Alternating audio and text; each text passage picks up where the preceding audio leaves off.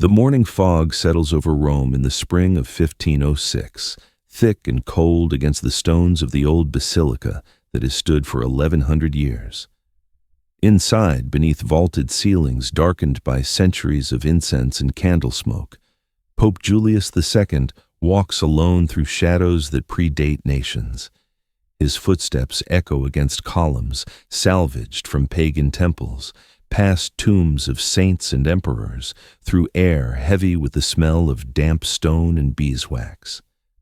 He pauses where the floor slopes unevenly, where rain has leaked through the roof for decades, where the walls lean outward just enough that architects have begun to whisper. The greatest church in Christendom is dying.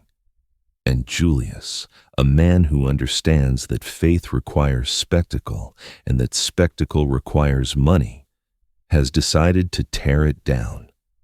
What rises in its place will become the largest enclosed sacred space on earth, a building whose dome will dominate the skyline of Rome for half a millennium. A monument that will drain the wealth of kingdoms, fracture the unity of Western Christianity, and reshape the relationship between beauty and commerce forever. But on this particular morning, as mist curls around the foundations of what will soon be rubble, none of that is certain.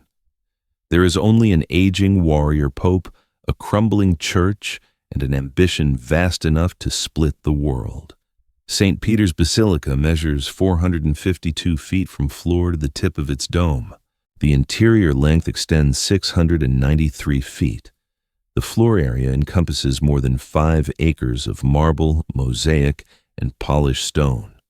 To stand beneath its central dome is to feel the air itself become monumental, to sense weight held impossibly overhead, to understand that human beings built this specifically to make other human beings feel small. Every proportion has been calculated for that effect. The columns, each rising 60 feet, are scaled to dwarf the body. The coffered ceilings retreat into heights where detail becomes atmosphere. Light enters through windows placed so high that its source seems celestial rather than architectural. Bernini's Baldachin, the bronze canopy over the main altar, stands 95 feet tall, the height of a 9-story building, and weighs more than 60 tons. It is furniture on the scale of a fortress, and it is merely one element in a space designed to systematically overwhelm.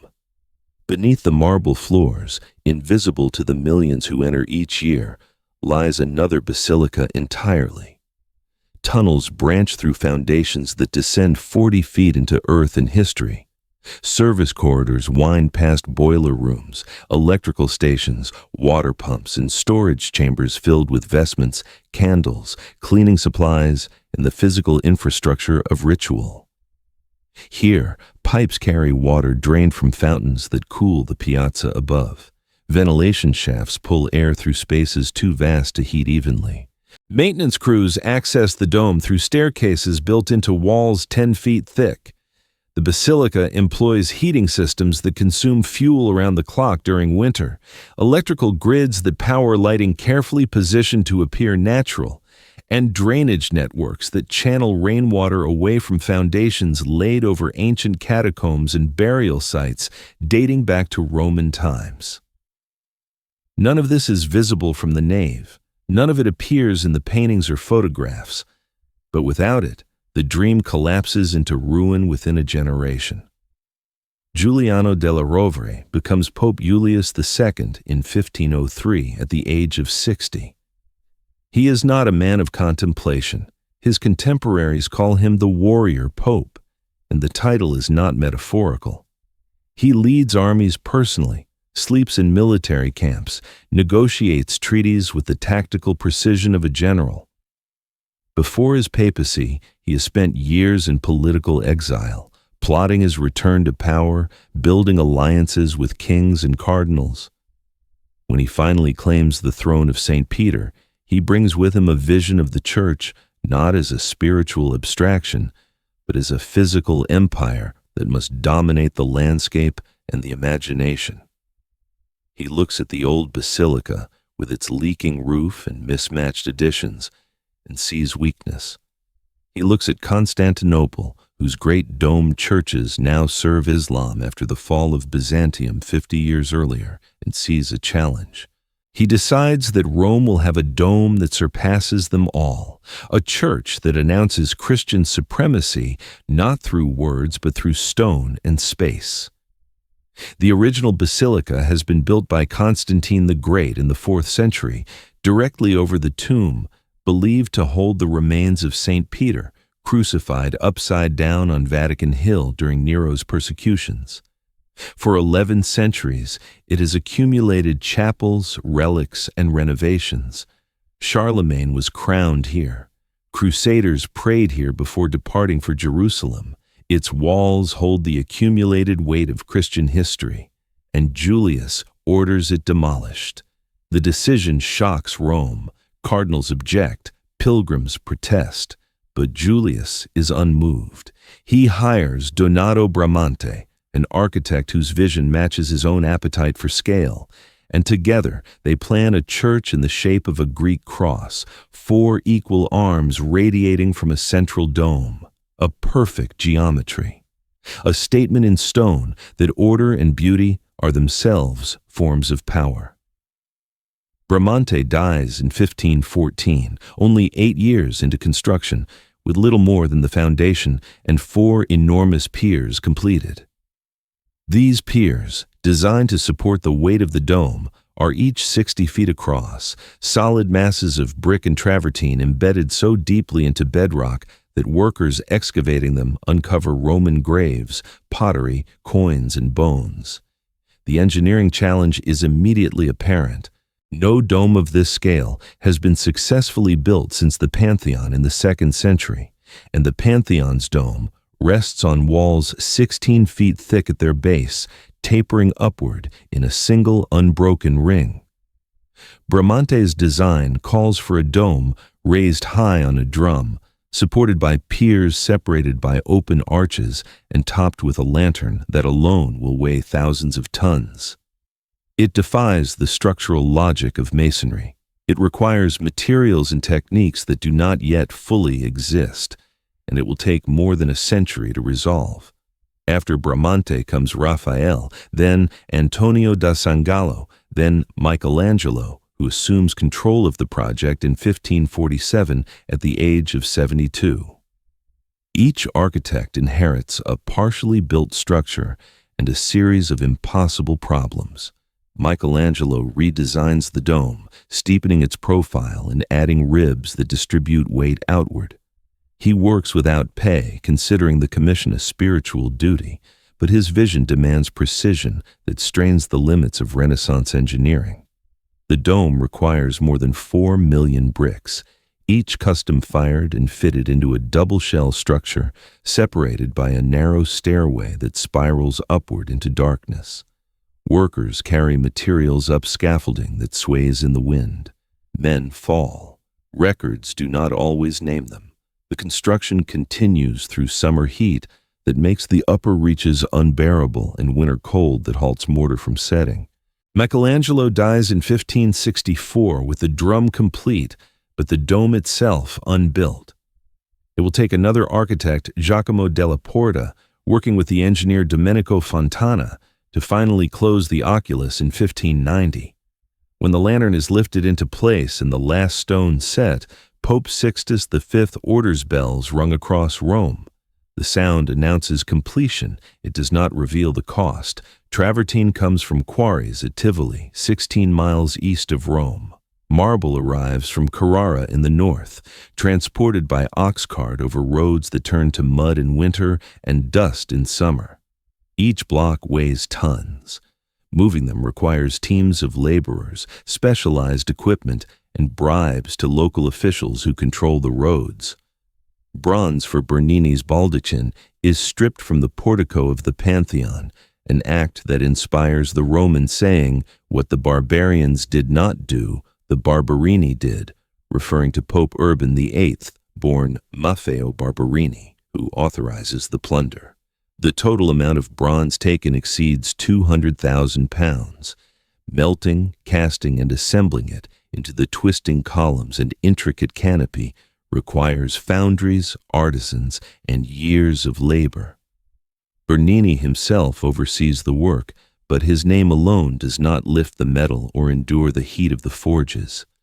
Hundreds of men do that, their wages paid from church coffers already strained by wars, nepotism, and the maintenance of an institution that spans continents. The true cost is not only material. Pope Leo X, who reigns from 1513 to 1521, needs money desperately. The Basilica is consuming funds faster than traditional revenues can supply. So Leo expands the sale of indulgences, documents that promise the reduction of time in purgatory in exchange for donations. The practice is not new, but its commercialization reaches new extremes under Leo's papacy. Preachers like Johann Tetzel travel through German territories offering forgiveness as a transaction. As soon as the coin in the coffer rings, the soul from purgatory springs, Tetzel reportedly proclaims, turning salvation into currency. The revenues flow back to Rome, funding marble and wages, gilding and scaffolding. But the spiritual cost compounds invisibly. In Wittenberg, a monk named Martin Luther watches the traffic in grace and begins to write. Luther's 95. Theses nailed to a church door in 1517 do not mention St. Peter's directly, but the Basilica is embedded in every line of his protest. He objects to the sale of indulgences, to the corruption of the church's mission, to the transformation of faith into commerce. His words spread through the new technology of the printing press faster than any papal edict can suppress them. Within years, Northern Europe fractures, entire regions abandon Rome, kingdoms seize church lands, the unity of Christendom, already strained by politics and nationalism, breaks along theological lines that money has widened into chasms. The Basilica rises while the church that built it splits in half. By the time the dome is complete, Protestantism has claimed millions of souls and incalculable wealth. The grandeur of St. Peter's is inseparable from the Reformation that grandeur helped ignite. Beauty and division are not opposites here. They are cause and effect. The construction workforce varies over the decades, but at peak moments, more than 2,000 men labor on the site simultaneously. Stonemasons cut and fit travertine blocks weighing several tons each. Bricklayers work on scaffolding that rises hundreds of feet without safety harnesses or modern cement. Laborers haul materials up ramps and staircases, their bodies burning calories faster than bread and wine can replace. Artisans carve decorative elements, lay mosaics one tile at a time, apply gold leaf to surfaces that will catch candlelight. The workday begins at dawn and continues until dusk, 6 days a week, interrupted by saints' days and weather. Wages are paid irregularly. Strikes occur. In 1538, workers abandon the site demanding back pay, and construction halts for weeks while the Vatican negotiates. The laborers have no union, no legal protections, and limited recourse. But they have numbers, and the project cannot proceed without them. Records from the Vatican archives, fragmented and incomplete, suggest that skilled masons earn approximately 1 scudo per day in the mid-16th century, while unskilled laborers receive half that. A scudo buys roughly 10 pounds of bread, enough to feed a family for several days if supplemented with cheaper grains and vegetables. But work is not continuous. Illness, injury, and seasonal shutdowns reduce annual income unpredictably. Families depend on multiple wage earners. Children work as assistants, carrying tools and water. Women labor in support industries, cooking for work crews, washing clothes, producing textiles used in scaffolding and transport. The Basilica is not built by individual genius alone, nor by divine intervention, but by an economy of exhaustion that extracts energy from bodies and converts it into permanence. Accidents are frequent and often fatal. Scaffolding collapses, ropes fray and break, stones slip from hoists and crush workers below. Heat stroke claims lives during Roman summers when temperatures inside the unfinished structure soar above 100 degrees. In winter, men fall from icy scaffolding or succumb to illness in cramped, unheated quarters. The church maintains a hospital for workers, but medical knowledge is limited to bloodletting, prayer, and herbal remedies of variable effectiveness. Death is absorbed into the rhythm of the project, mourned briefly, and replaced. The basilica's foundation contains not only Roman graves, but the unmarked sacrifices of men who built it and did not live to see completion. By the time Carlo Maderno extends the nave westward in the early 17th century, transforming Bramante's Greek cross into a Latin cross with a long processional axis, the project has consumed more than a century. Maderno's addition increases the interior length significantly, but it also creates an unintended consequence.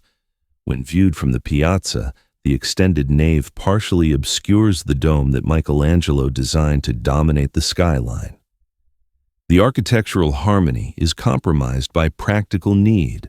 The basilica must accommodate larger crowds, more altars, more space for the rituals that generate revenue and reinforce authority.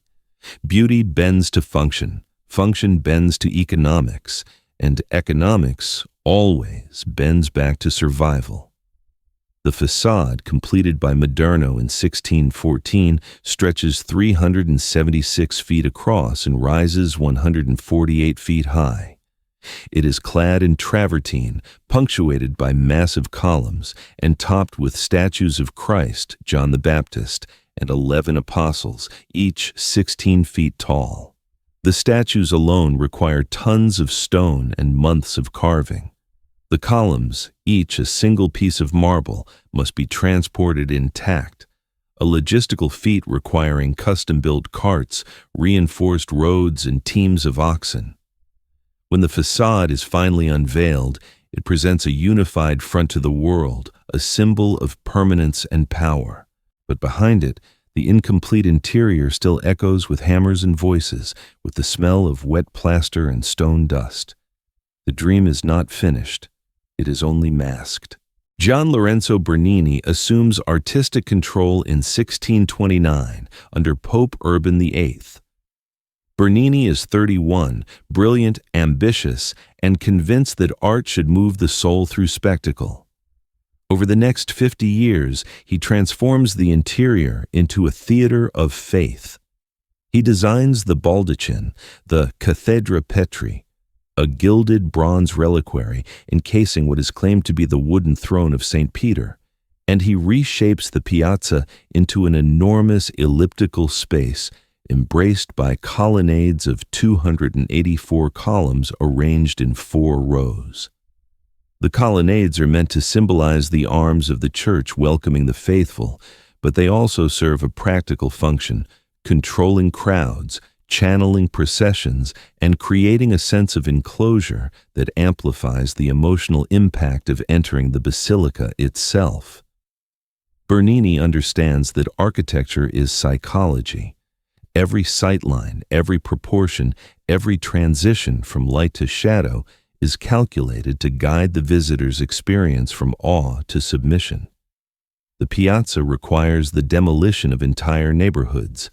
Hundreds of buildings are razed, their occupants displaced without compensation, beyond token payments and vague promises of housing elsewhere.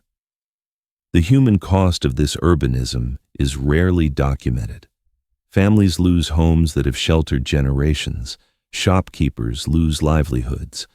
The poor, as always, are relocated to make room for glory. The colonnades rise on the erasure of ordinary life, and the official histories do not mourn what is lost. They celebrate what is gained. A space that can hold 400,000 people, a forecourt that makes the basilica visible from across the city, a symbol that consolidates papal authority in stone at the very moment when that authority is being challenged across Europe.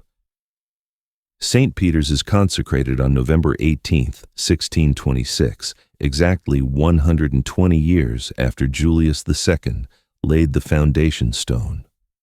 The ceremony is magnificent. Cardinals process in silk vestments, incense clouds rise toward the dome, choirs sing polyphony that fills the Congjin with sound engineered to seem divine. Pope Urban VIII presides, declaring the Basilica a triumph of faith and a testament to the endurance of the Church. But the triumph is incomplete. Bernini's work will continue for decades.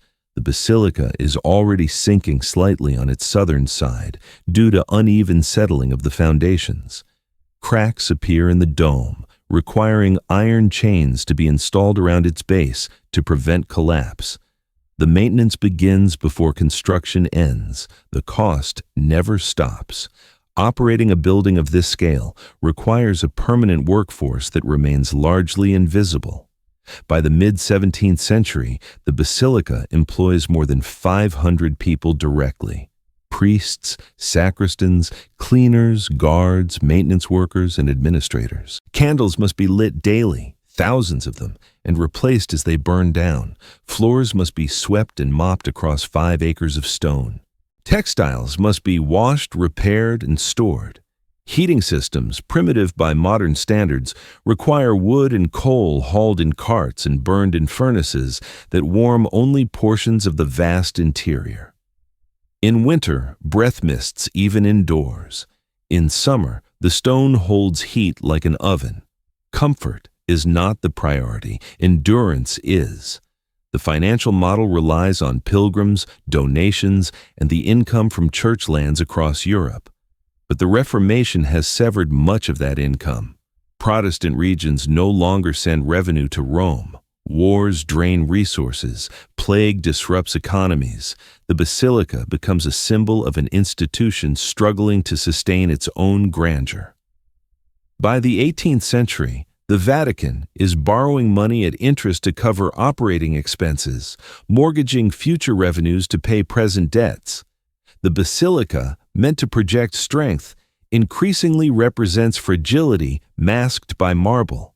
The French Revolution and the Napoleonic Wars bring crisis to a new level. In 1798, French forces occupy Rome.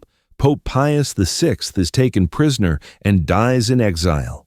The Vatican's temporal power collapses, church lands are confiscated, artworks are looted and shipped to Paris.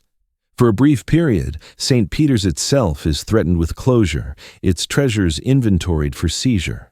The Basilica survives largely because its symbolic value exceeds its material worth.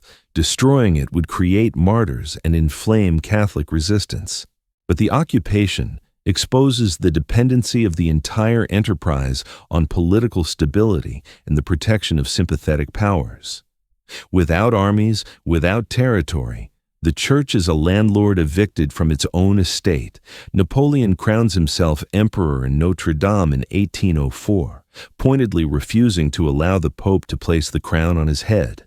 The gesture reverberates. For centuries, popes crowned emperors, asserting spiritual authority over temporal power.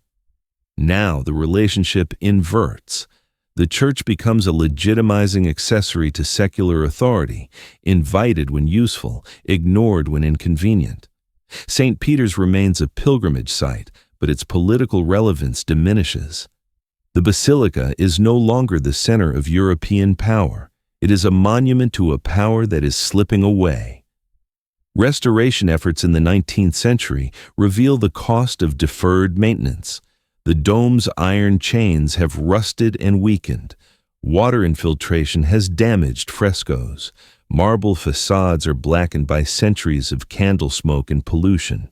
In 1825, Pope Leo XII authorizes a comprehensive restoration overseen by Giuseppe Valadier, who repairs the dome, cleans the interior, and reinforces structural elements showing signs of stress. The work takes years and exhausts the papal treasury. Donations are solicited from Catholic communities worldwide, framing the Basilica's preservation as a collective responsibility. The rhetoric shifts. Saint. Peter's is no longer just the Pope's church, but the shared inheritance of all Catholics, a global monument requiring global support. The logic of this shift is economic as much as theological. If costs are shared, survival becomes possible. The unification of Italy in 1870 brings another upheaval. Italian forces breach the walls of Rome, and the Papal States, which have existed for more than 1,000 years, are dissolved. The Pope retreats into the Vatican, declaring himself a prisoner. The Basilica, once the heart of a territorial state, becomes the centerpiece of a tiny enclave surrounded by a secular nation often hostile to its presence. The loss of land means the loss of revenue. The Church must find new ways to sustain itself. It begins to monetize access. Pilgrimage has always brought money, but in the late 19th and early 20th centuries, tourism emerges as a distinct and lucrative category. Visitors come not only for spiritual reasons, but for aesthetic and cultural ones. Guidebooks describe the basilica's dimensions, its artworks, its history. Photography, still a novelty, captures the dome and the piazza, and these images circulate globally, creating demand. The Vatican begins charging for certain areas, selling postcards and souvenirs, and eventually organizing guided tours. The Basilica becomes a commodity as well as a church. The transformation is gradual, almost invisible, but by the mid-20th century it is undeniable. Saint. Peter survives partly because people pay to see it. The Second World War brings both danger and opportunity. Rome is bombed, though the Vatican's neutrality and symbolic importance spare it the worst destruction. After the war, Europe is in ruins, but the Basilica stands intact, a rare point of continuity in a shattered landscape. The post-war era sees an explosion in international travel.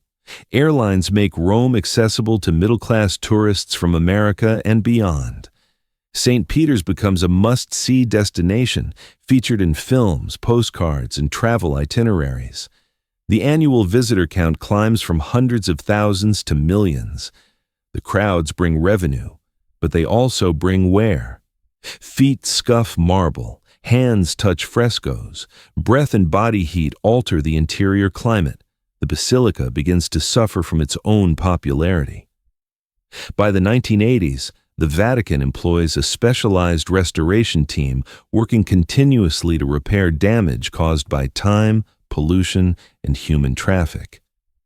The Sistine Chapel ceiling, cleaned between 1980 and 1994, reveals colors obscured by centuries of grime, sparking debates about the ethics of restoration, whether cleaning is preservation or erasure. Similar debates surround work in St. Peter's. Every intervention is a compromise between maintaining authenticity and ensuring survival. Stone is reinforced with modern materials. Climate control systems are installed discreetly to regulate temperature and humidity. Laser technology is used to clean surfaces without damaging them. The Basilica becomes a palimpsest, where Renaissance stone is supported by 20th century engineering, where ancient ambition is sustained by contemporary science. Today, St. Peter's Basilica welcomes approximately 7 million visitors per year. Entry is free, but the costs of managing those visitors are staggering. Security personnel screen bags and monitor crowds.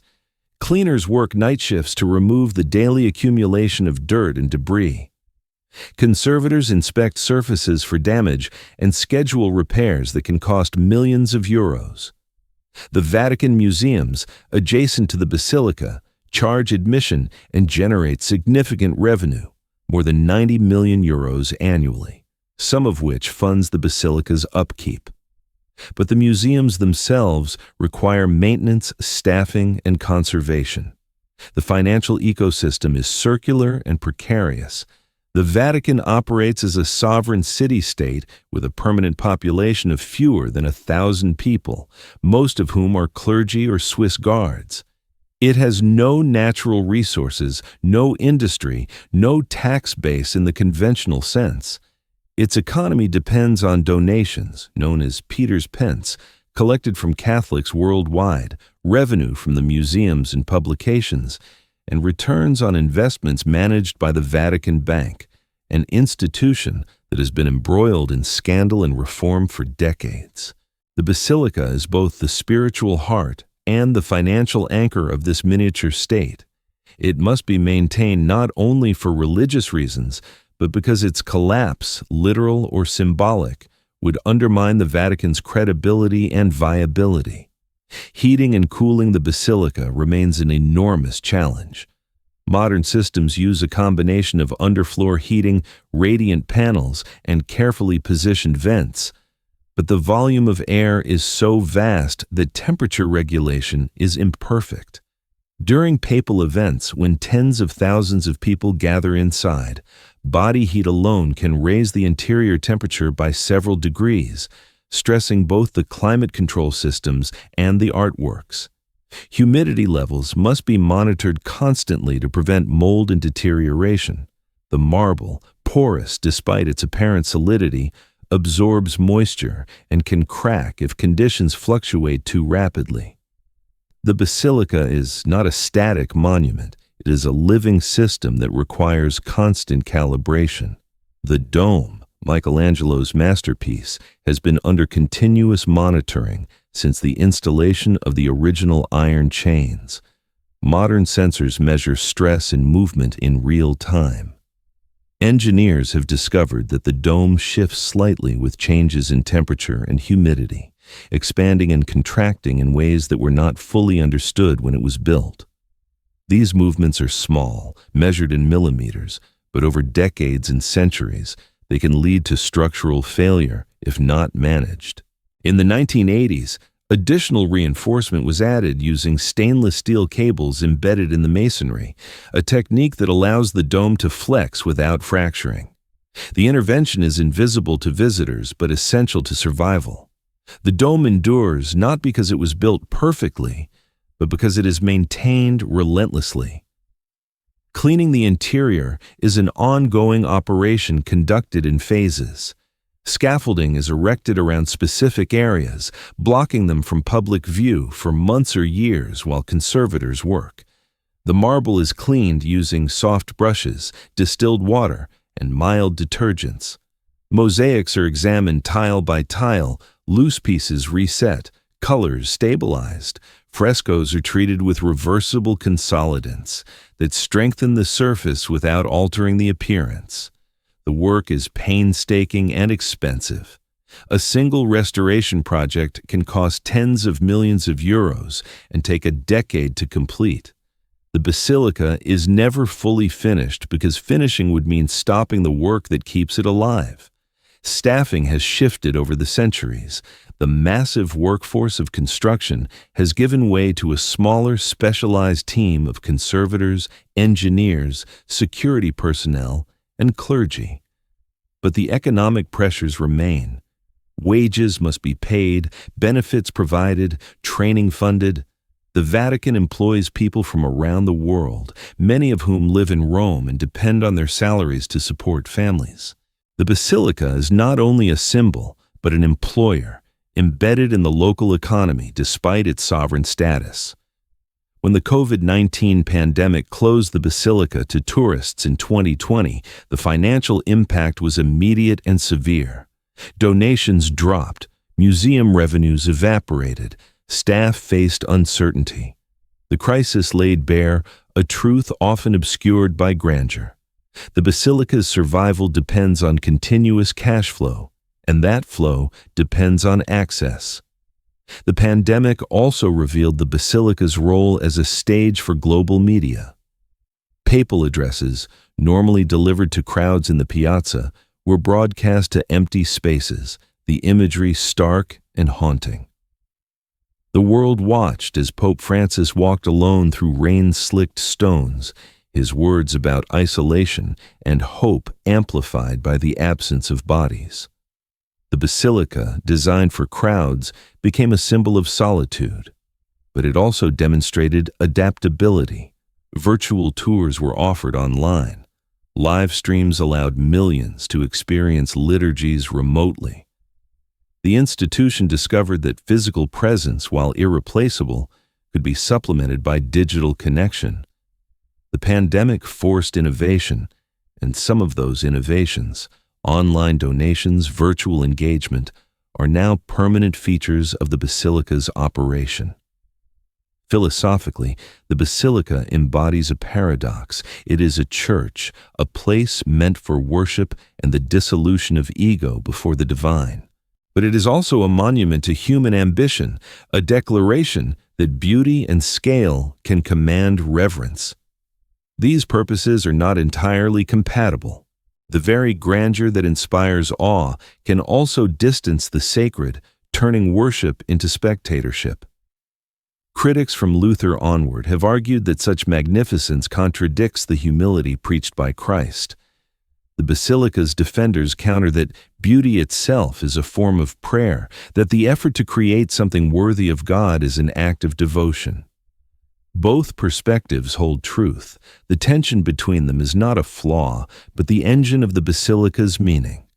The question of who paid for St. Peter's admits no simple answer. In monetary terms, the cost was distributed across centuries and continents.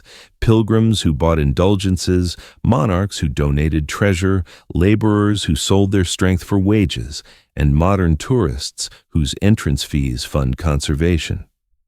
In human terms, the cost includes the bodies broken in construction, the communities displaced by urban planning, the spiritual crisis of the Reformation, and the ongoing labor of those who maintain the structure today. The Basilica is not the product of a single transaction, but the accumulation of countless sacrifices, some voluntary, many coerced, all absorbed into stone and gilding until their origins blur. What it costs to keep the dream alive today is equally layered. Financially, the Basilica requires tens of millions of euros annually for maintenance, security, utilities, and staffing. These funds come from donations, museum revenues, and investments, streams that are vulnerable to economic downturns, political instability, and shifting cultural attitudes toward religion. Materially, it demands constant vigilance, monitoring structural integrity, cleaning surfaces, repairing damage, and adapting to new threats like climate change, which increases the frequency of extreme weather and the stress on ancient materials. Culturally, it requires the willingness of people worldwide to care about its preservation, to see it as worth saving not only for its religious significance, but for its artistic and historical value. But perhaps the deepest cost is the compromise required to sustain something built on such a scale. The Basilica can no longer be solely a church. It must also be a museum, a tourist attraction, a brand. Masses are scheduled around visitor flow. Areas are roped off to protect them from wear. Photography is restricted but not banned, because images drive interest and interest drives revenue. The sacred and the commercial coexist uneasily, each necessary to the other's survival.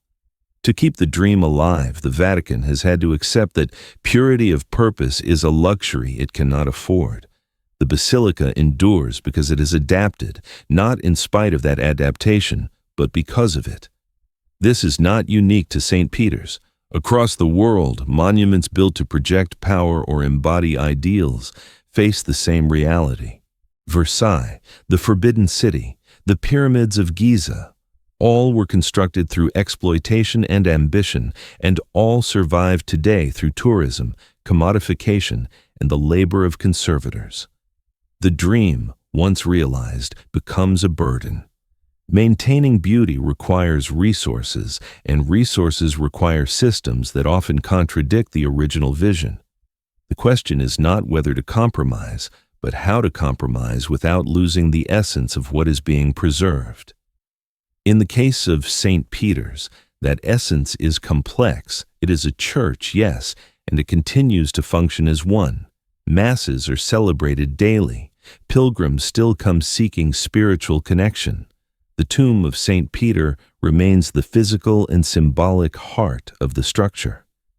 But it is also a monument to human capacity, for creation, for organization, for the transformation of vision into reality.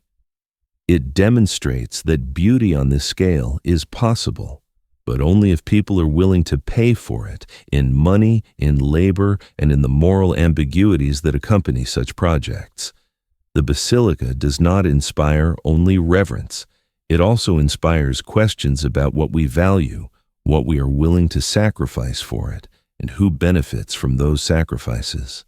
The survival of St. Peter's is not guaranteed. Climate change threatens to increase flooding in Rome, putting foundations at risk.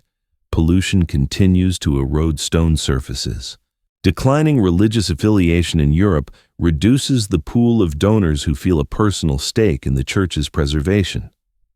At the same time, global tourism, while lucrative, is unpredictable, vulnerable to pandemics, economic crises, and political instability. The Vatican is aware of these risks and is working to diversify funding sources, improve conservation techniques, and engage younger generations through digital media. But awareness does not eliminate vulnerability. The Basilica's future depends on decisions made today and tomorrow, on investments in technology and training, on the willingness of people who may never visit to contribute to its upkeep. There is also the question of relevance. As societies become more secular, the symbolic power of religious monuments shifts. For many, St. Peter's is less a church than a cultural artifact, a masterpiece of art and architecture that happens to be religious in origin.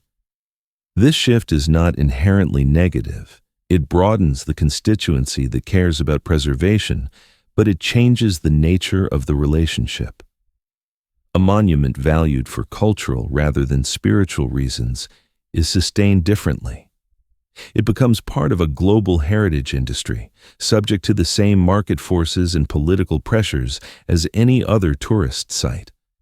The Basilica's meaning, once singular and certain, becomes multiple and contested. Yet despite all this, the Basilica endures. Every morning as light breaks over Rome, it stands. The dome rises against the sky, impossibly large, defying gravity and time. Tourists line up in the piazza. Guards check bags. Cleaners sweep the floors. Conservators climb scaffolding to inspect a cracked fresco. Priests prepare for Mass. The machinery of survival, invisible and intricate, hums beneath the surface. The beauty that visitors see is real, but it is not self-sustaining. It exists because people, known and unknown, continue to choose to sustain it. The Basilica is not a miracle. It is a decision made over and over, generation after generation, to keep the dream from collapsing into ruin. Understanding this does not diminish the awe one might feel standing beneath the dome. If anything, it deepens it. The knowledge that such beauty is fragile, that it survives only through continuous effort and compromise, makes its existence more remarkable, not less. St. Peter's Basilica is a testament not to divine intervention, but to human persistence, to the stubborn refusal to let extraordinary things disappear simply because they are difficult to maintain. It is a monument built by ambition and sustained by labor, paid for in coin and blood and controversy, and kept alive by the unglamorous work of conservation, funding, and adaptation. The central question, who truly paid for this dream, has an answer that spans centuries. The poor who bought indulgences paid. The laborers who hauled stone paid. The communities displaced by construction paid. The Church, fractured by the Reformation, paid. The donors and tourists who fund its maintenance today pay. And those who will inherit it tomorrow will pay as well in the choices they make about what to preserve and why. The cost is never settled. It accumulates, compounding like interest, demanding acknowledgement. What it costs to keep the dream alive is everything the dream requires. Money, yes, but also attention, care, expertise, and the collective agreement that some things are worth the trouble. The Basilica endures not because it is sacred, but because people treat it as if it were. The distinction matters.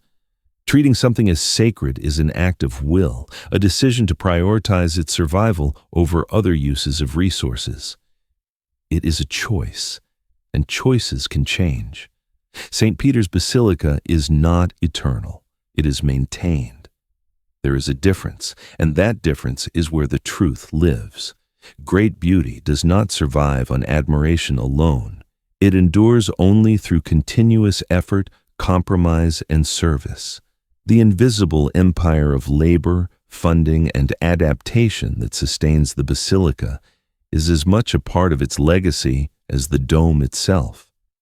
To visit St. Peter's and see only the marble is to see half the story. The other half is in the basements, the budgets, the calloused hands, and the ledgers that record what beauty actually costs. And the cost always is more than we imagine. But so is the beauty. And perhaps that is the final truth the Basilica offers, that human beings, flawed and mortal, are capable of creating things that outlast them, not through perfection, but through persistence. The dream does not survive because it is divine. It survives because someone, somewhere, chooses to keep it alive. And that choice, repeated across centuries, is itself a kind of miracle, not of heaven, but of earth.